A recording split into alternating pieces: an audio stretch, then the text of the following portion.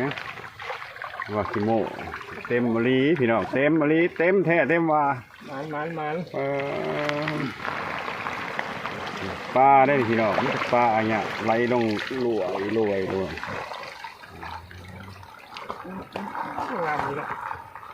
น้ำขนาดปลาใหม่เนาะใหม่เลยสิโอ้เต็มสอบมันสิเคอะเนาะจึงได้เสียเมื่อได้พี่น้องแบบนี้แบกเลย แบกเลยนะสบายดีเด้อพี่น้องเด้อมาเบิ่งน้ำคันเด้อยามตอนยามใส่เอาปูเอาปลาก่อนเอารถเข็นมาอยู่เอา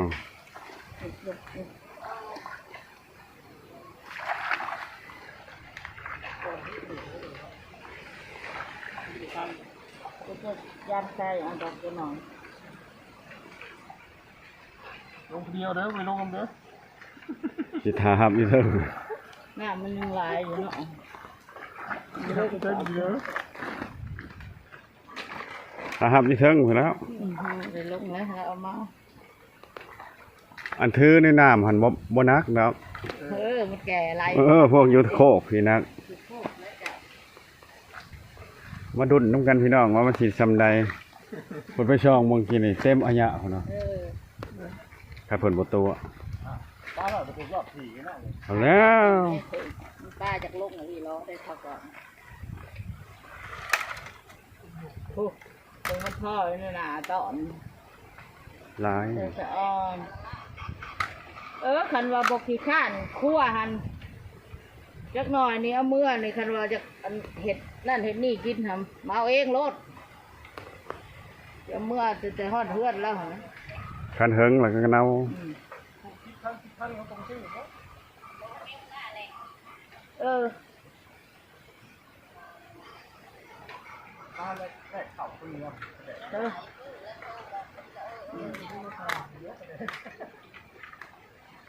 นั่นแหละตามภาษามันร้อยก็มีตัวแล้วกันครับคนแล้วมาแล้วพี่น้อง1ใช้ทำอิฐข้าวเดียวเต็มอัญญะพี่น้องมาเบิ่งน้ำกันเว้นว่าเอาจนใช้ขดเลยนี่กระสอบมา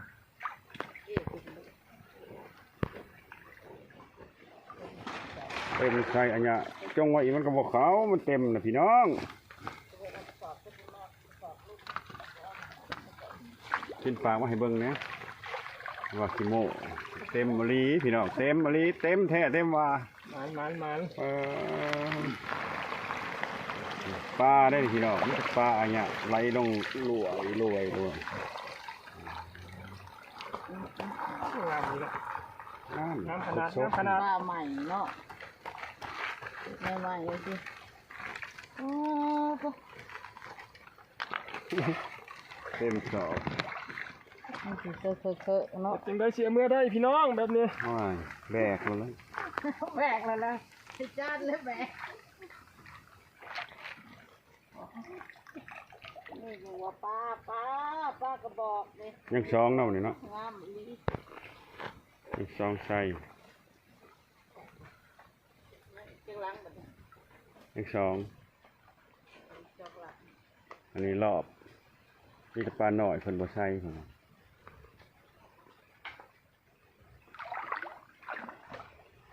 ไปไว้บนเก่าอีกบนมันมานั่นแหละ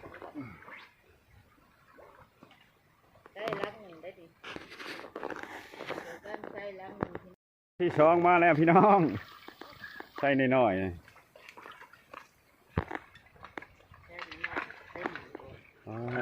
มาแล้วเต็มอีกพี่น้องเบิ้ง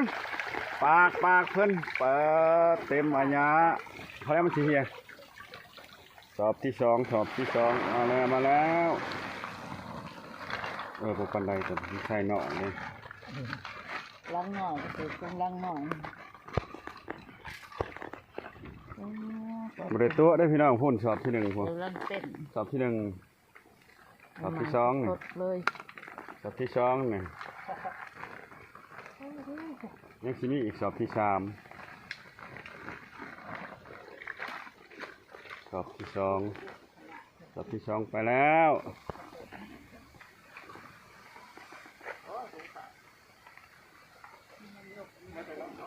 สอบที่สองสอบที่สอง เอาคนกระตู้มาอันหนึ่งกระตู้เฮ็ดกระตู้สองอาชีพอันนี้ก็มา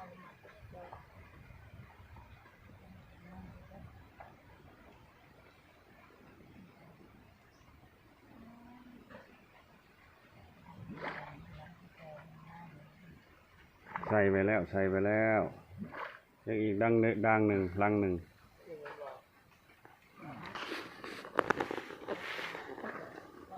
แล้วพี่น้องลังที่สามหอดเส้นเลยบ้าหรือบ่บ้าได้บ่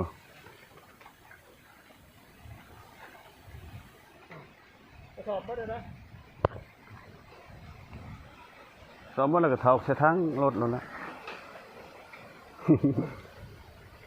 วางบนเรือ โอ้ถอนกันได้บ่ถอนกัน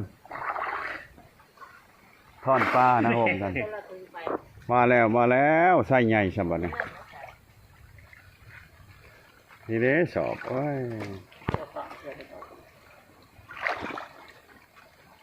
เต็มคือเก่าพี่น้องเบิ่งปากมันนี่ยุบอยู่นี่อย่าว่าสอบเก่าเด้อพี่น้องนี่สอบสีดำได้ป่ะนะ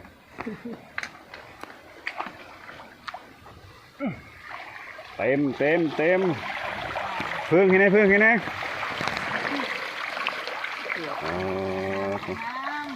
อ๋อเต็ม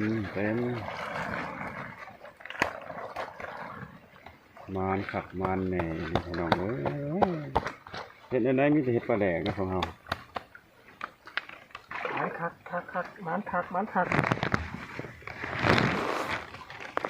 มานเนาะมาเต็มอยู่ยังน้อยหนึ่งสอบ แบบนี้ก็เมื่อบ่ไหว้แล้วพี่ ร น้ อ อง บเข็นถึง2 สอบเลยเด้อพี่น้อง แบบนี้ก็บ่ไหว้แล้วพี่น้องเอ้ย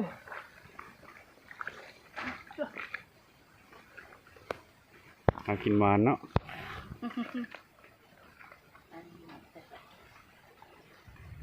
นี่ผู้หากินมานนะแค่ยามเมื่อกี้เลยห่างกันชั่วโมงเดียวนี่ ยามมันลงมันบ่ได้ว่าไว้ว่าค่าอะไรคือไก่มัน พี่น้องเด้อสถานที่อยู่ลำเทนไปเด้อผู้ใดอยากมาก็มาเด้อมาคั่วปูคั่วปลาซอยกันนั่นแหละผู้ไก่อยู่ไทยอยู่ลางอยู่เสียกอกเสียกอง ลงตอดลงหลีเด้อว่าลงออกนะ ปลาลงตอนลงลีได้3 สอบ ไรบอก เข้ากับสิยูเมื่อแล้วบัดนี้จักสิไหวหรือบ่ไหวแล้วก็เบิ่งน้ำกันพี่น้องทางก็เปื้อน ไว้แล้วปล่อยกลับคืนได้ เพราะว่าน้ำฮักกระบกมันเปื้อน ยกกันหน้าก็พี่น้อง ดันที่รถกับบกแข็งอยู่ป้าพี่น้องเอ้ยอยู่ในแนวอื่นนั่นใช่บ่ ใส่กระบอกใส่กระบอก อยู่ในแนวอื่นแล้วอยู่ป้า